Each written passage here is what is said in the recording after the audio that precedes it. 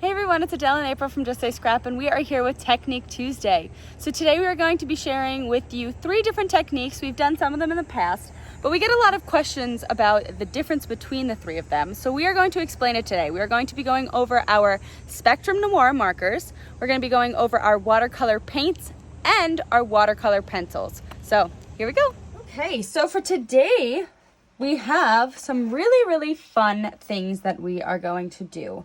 So we are going to be playing with our watercolor pencils, our watercolor paints, and we will also be using our Spectrum Noir markers here.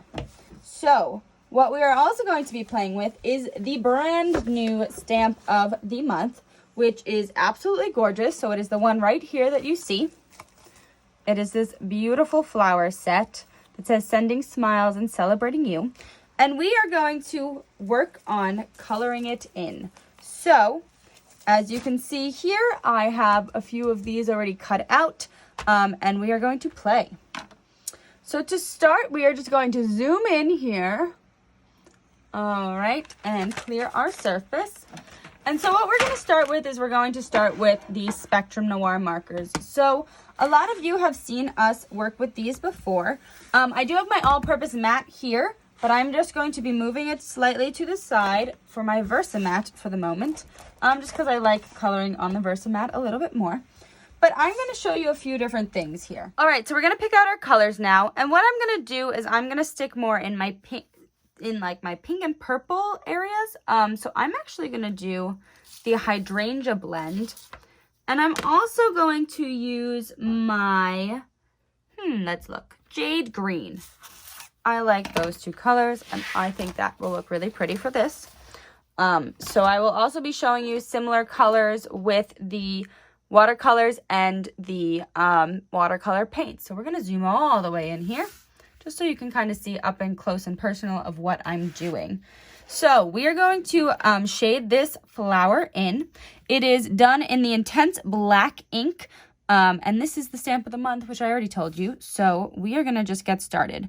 So what I really like about the TriBlends is you can completely use them just as one color or like as singular colors. So I'm going to show you that here in the center. I want the center of this flower to be darker. So I'm just going to color in all of those center spots. And I also want to show you something which is really cool, is if you decide that one of those is too dark for you, you can actually take the light then and go over it. And because of the nature of these markers, it will actually take out some color. So the colors within the same marker do actually end up being a blender for themselves too. So do you see how that took out some color? You can even go to the mid then and also do the same thing. But do you see how that completely takes out some color and it changes it a little bit, which is totally awesome. So we're going to start with the center of this flower, and I'm just going to go around this part and just color in that first shade. And I'm doing this because I want to show you a slight difference in what happens when I color this part and then I color this part, the petal. But then when I go back over it later after we're going to blend it together, I'm not going to touch that center ring. And you're going to see that even after going over with the light twice, it will get darker. That's just, once again, the nature of the marker, especially if you just color over something, it's going to get darker. But that's also going to give it a cool, basically like a quadruple fade, because that first center loop is not going to get darker. All right, so now that that is all colored in and we're going to fade it, I just wanted to show you what I mean. So I'm not going to touch that center. I'm just going to go over the petal. And as you can see, it's now faded together, but it also looks darker than that center when you fade it. If you feel that you've lost some of the color, because if you can see here, the mid is actually starting to fade out, which I actually don't mind because it actually shows that it's a really cool fade out into the purple. But if you find that was too much for you, you can always grab that mid back in too. and throw a little more color in there. And that will actually give it that darker blend. So do you see how that really now is starting to look like it's fading in? So that is really cool. So that is what our TriBlend markers do. You've seen this before. I also just want to show you slowly with this as well, the leaf with the different color, because all the colors are different, and you know, play with them because you'll find one that you really love. Awesome, and we see that really cool fade there. And another really cool thing about these markers too is when you tend to color right away and saturate, they do tend to fade better. And also, this is just showing you our blender marker, just kind of pulling it in and giving this leaf a little bit of dimension by just pulling out some of the color in some areas. Ooh, you'll see it actually went through to my Versamat, but that is okay. If you don't want your Versamat getting messy, which mine always is, you could always put an extra piece on it. And you can see I was actually testing out some colors. But do you see how just by dragging my blender through here, I'm taking out some of that color, and we're creating a really cool look on that leaf. So just showing you a bunch of different things that the blender can do. And now we are going to be going on to showing you the exact same thing, but done with the watercolor paints. All right, so I've brought in my watercolor paints here now. And as you can see, we have labeled them 1 to 36. So how we use this at least is the left side is more of like a mixing area, but that's also why I have my all-purpose mat here. And then that way we can also kind of blend colors together, mix them, whatever we want to do. But you can also do that on your all-purpose mat. So let's pull in another one of these flowers. And I'm going to be playing with the purples. So I'm going to be in this area today, kind of following along with the same pattern of this flower. So I guess I'll have both of them written here, really. And actually, I'm going to zoom in a little bit just so you can see me working on the flower directly. So this is our, we have two watercolor brushes. You can see the differences in the tips. One is small and the other is a broader one. And I'm actually going to start out with my medium round brush. I'm also working on watercolor paper. So that's what this is. This is watercolor paper. And it's, I guess, more porous, I guess you could say, which is awesome because it will hold your water more, and it's better for the painting. So what I'm going to do here is I'm going to use this one. I'm going to get some paint in there. And then I'm going to take it all the way over here, and I'm just going to mix. So you might see me going to the side a little bit. Oops, stole my flowers there. That's just way that I can kind of get some more paint on my brush, but it's also then not as saturated with the paint as it would have been if I just took it out of the spot on the tray. So do you see how that's a little bit more faded? I'll show you a spot where I kind of just take it right from the tray, and it's going to be a darker purple. But what's also nice is I can do this, and then we can fade down with water, which I will show you. You can also dab it on right onto your all-purpose mat. That's what's really good about working here, but I'm just going to show you. See, I went to paint, get more paint, and do you see how saturated that is? That's not what I want. So that's why I kind of go off to the side too, just to dab off a little bit of that, but not too much. And I can actually work out that spot that was too saturated because of the water in the brush. So now that I found that, you know, I'm going around, got my finger in it a little. I'm actually going to clean off my brush a little so it's not as saturated as it is. And what's nice about these two is they do have the water in them, so you can kind of just squeeze them and clean it, and it will come clean. Don't need to clean it too much because I do want some of that water still to pull. So do you see how all I'm doing is I'm not going back to my paint. I'm just kind of getting this wet a little bit more. And it's fading that color out and pulling it down into the center of my flower. So do you see how it's doing that? just kind of small fade there. Some spots you might have to work with a little bit more, so this one is a little bit, there we go. Didn't like me as much. But what's also nice about this is, so this dried a little bit quick, so I probably wanted to do this a little quicker on those two sides.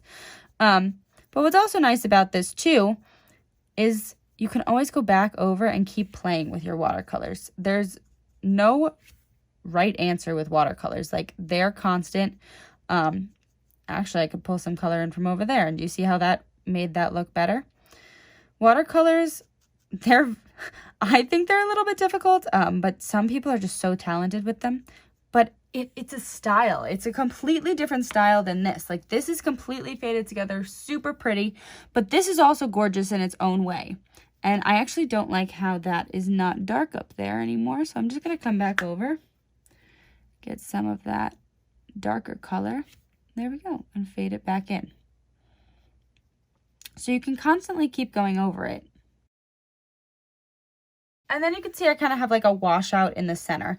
So what I'm going to do is I'm actually just going to pull in a little bit more of a different color here.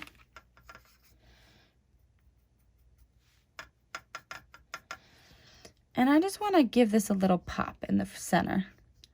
So I'm just going to pull in that color and give some small pop color into my flower. And what's really cool about this is if you don't like that, you can go back in and change it up a little. I could also do that actually with my TriBlends. Let me look at this. I always like to have some scrap paper around too, so I can try out my colors.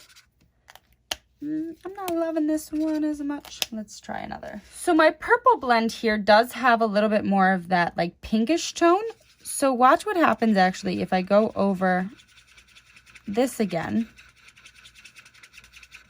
It's going to pull in a little bit of that pink that I pulled in there.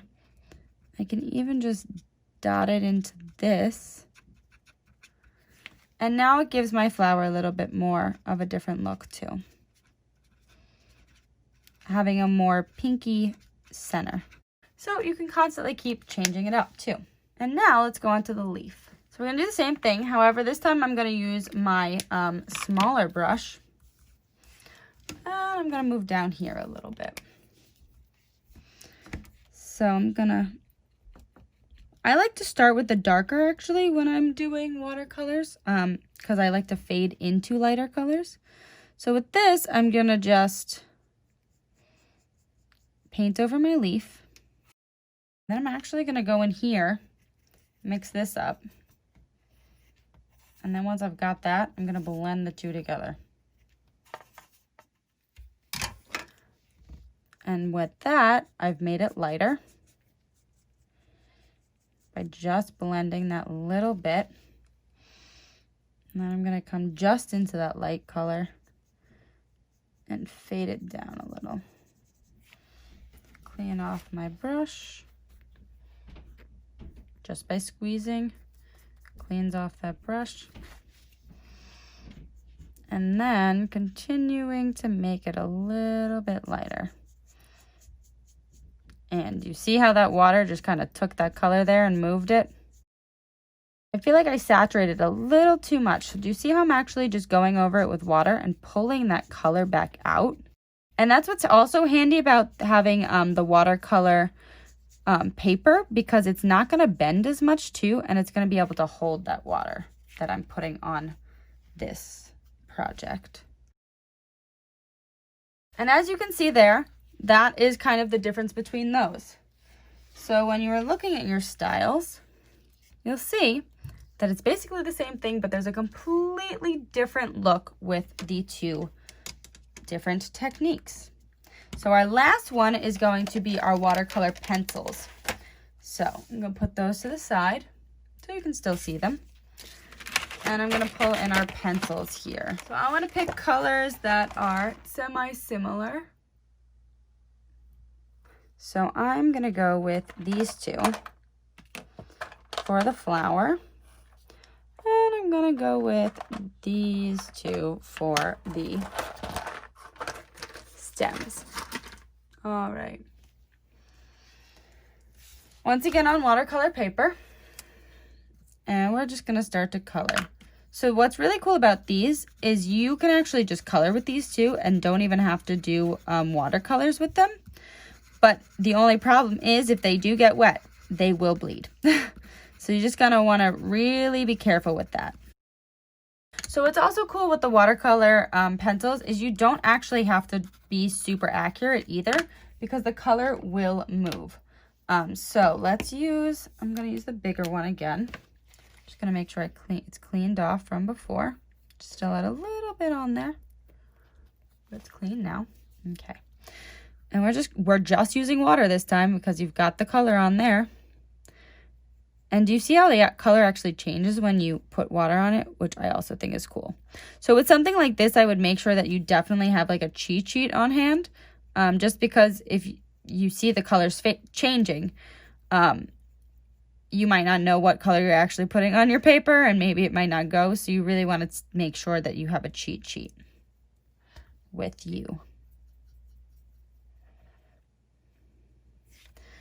All right. So I'm going to let that dry a little bit. I'm going to go over it a little bit more with the pencil. But ready? This is going to be a completely different color. Look how deep that gets. But it's in the same color family, which makes just that pink look so cool. I just think that is awesome how 3 different styles and the same kind of color look awesome. With the paints, you also will see that some of the lines that get a little blurred. If you want to stop that, you've got to really stay in the line. So I can also go over this. Do you see that once I go over it again, the lines kind of pick up? And this is also cool. This is completely dry now. And I'm just playing with it again, and I'm completely going to change the look of this one more time. And now on to the leaf. So like that TriBlend, I did color in the center of both of them. I'm going to take my big one, just make sure it's clean. And we're going to see these 2 colors, because I colored in the center, they're going to blend. You've got that really nice fade from the like greener to a turquoise. And you can see across board the same thing, that blend. So those are our 3 different kinds. I just wanted to show you that. I thought that was a cool thing. We also did the same exact thing with last month's stamp of the month as well. So you can see here, these are the same thing. So this is the Spectrum Noir. This is the watercolor, and then this is the paint. It's the same kind of technique done 3 different ways, and you get a completely different outlook. Let me put them with their correct images. But you can see that it's just a completely different style, and you can find which one you really like. And what's also cool is what we did was we also took the Shimmer brush pen too, because it will actually start to, you can actually see here, I did it with the watercolor. So just cut a piece off here. With the watercolors, if I was to color with this, and then I was to take my shimmer brush, it works in the same way with its liquid inside, and it becomes like a paintbrush. So when you do this, though, we suggest you have like a different shimmer brush maybe for each color type, because the tip will get dyed. It won't do anything, and you don't want to kind of use it like the paintbrush and waste it. I'm just going to clear it off here, because you will waste the stuff inside. But isn't that look really cool?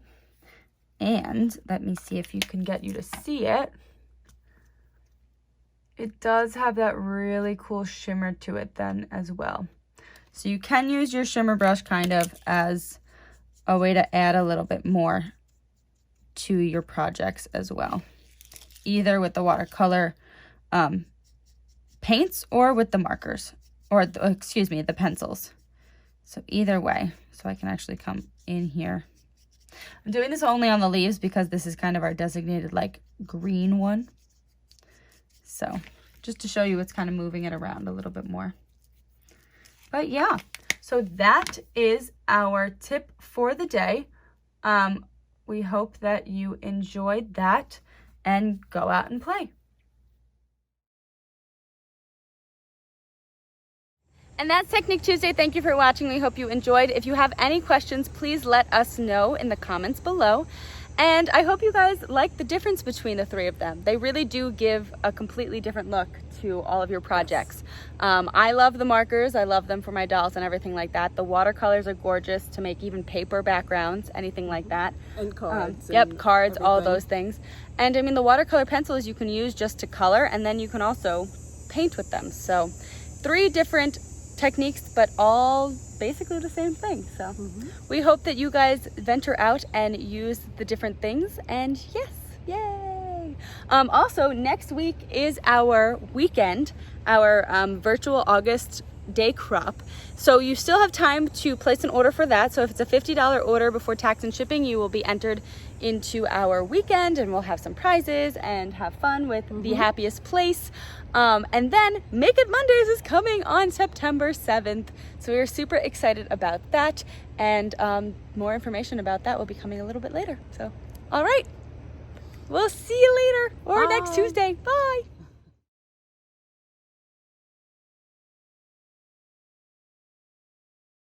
Why not? So we are going to be playing with our Spectrum Noir. Should I redo all of this?